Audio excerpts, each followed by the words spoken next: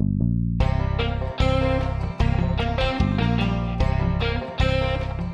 guys, Dan at Rosie and Maple. Today I want to give you an update on my RO systems that I've been building. If you've watched a lot of my videos in the past, you know last year I went to a 2 pumps in parallel design that had 6 by 600 gallon per day membranes in each of those 2 units. Those worked awesome. However, I did make some changes this year. Number one, I built a new instrument control panel, which I think will help simplify operations.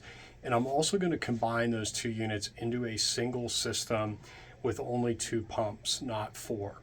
The reason why is my boiling rate is not as high as my RO output rate was. And I was doing a lot more recirculation and having a lot more concentrate on hand sitting idle while waiting to be boiled. I want to try to reduce that this year. So I'm going to a flexible design of 10 to 11 membranes in series with 2 pumps. That should be able to get me in the 6 to 7% sugar range while being able to produce around 15 gallons of concentrate per hour, which is about the top end of where I'm at from a boiling rate perspective today.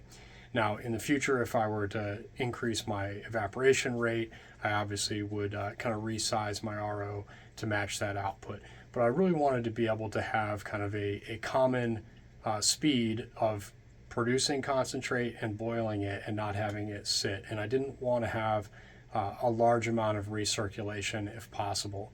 Recirculation works great, but it does drive up your osmotic pressure across all the membranes in that array. So I was trying to reduce that a little bit and felt like a longer array would be able to help me reduce the amount of recirculation while still removing a comparable amount of permeate in that same amount of time, but again, match the pace of my evaporator. My RO was getting done super fast, and then I still was sitting there boiling for a long time, and I couldn't really take it any higher than the 6 to 7% because of osmotic pressure of the concentration, right? Like your driving pressure of your pump for these diaphragm pumps is only going to be maybe 125, 130 psi max before that flow rate really tanks off and starts to zero out much above that. So you want to be careful not to try to drive your sugar concentration too high and not produce concentrate so fast that you're not able to boil it as quickly as you're producing it. So that's the purpose of the changes. I'll walk through some of those and show you the instrument panel as well, and then hopefully have a mid-season update for you on how it's actually operating. All right, so I'm pretty excited about some of the updates I'm making to the RO system this year. I built a whole new control panel here to try to simplify things and make it a little bit easier to monitor. I'm going to walk you through it. So I've got a 2-pump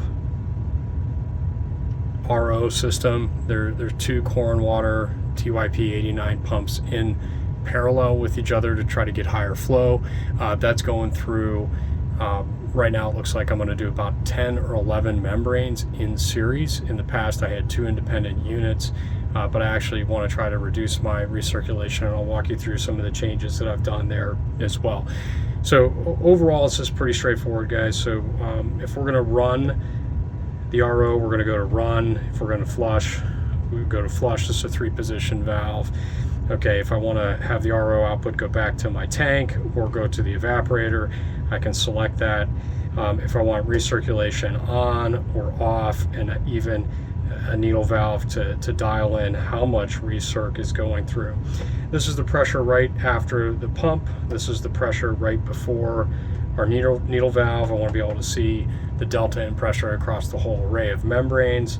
And then these are our flow meters. So this is our main pressure control and flow control here.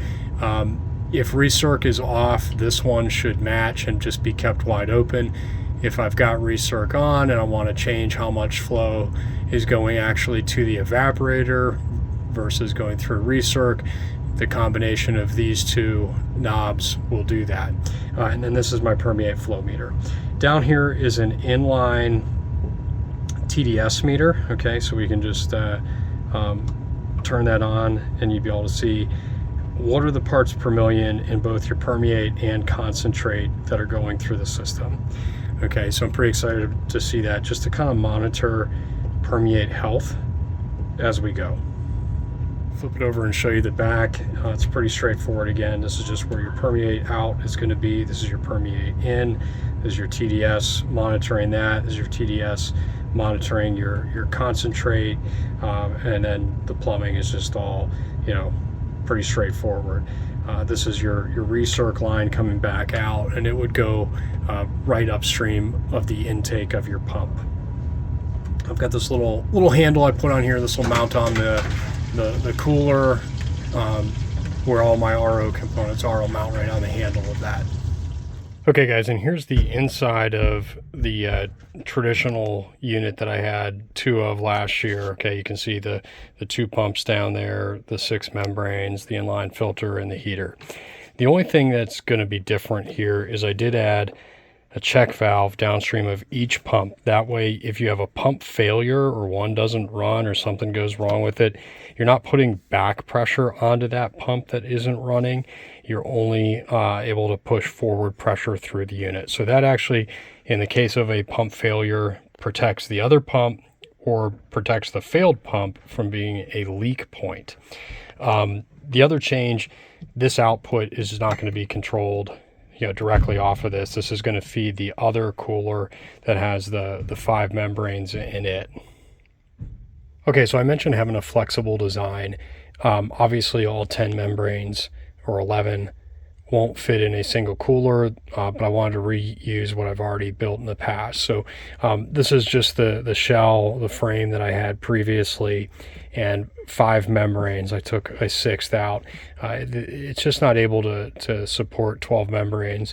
Fortunately, or unfortunately, I should say, my sugar concentration out of my trees is pretty low, with the max maybe being 1.5%, but traditionally running in the 1 to 1.1% range for the bulk of the season. So that's why I've got to have such a long array to get my sugar concentration up to the 6% range that I'm looking for. If you have higher sugar concentration, a shorter array would probably work better. So you've got to kind of do the math and work through that. But this final membrane here, you can have concentrate flow to and have the concentrate outlet out that's going to go to the instrument panel shut off, or you can reduce that one. So depending upon, I've got a sap hydrometer and sap refractometer. Depending upon the sap level, the concentration level, and I may turn on or off this 11th membrane.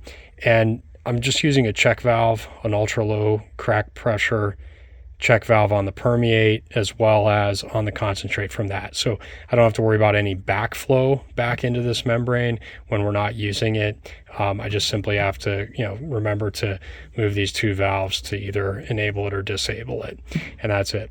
And then the output of this, the permeate and concentrate, will flow to the instrument panel, and the input to this is coming from the other main RO unit that has the heater, the pump, the inline filter, and 6 membrane housings in it.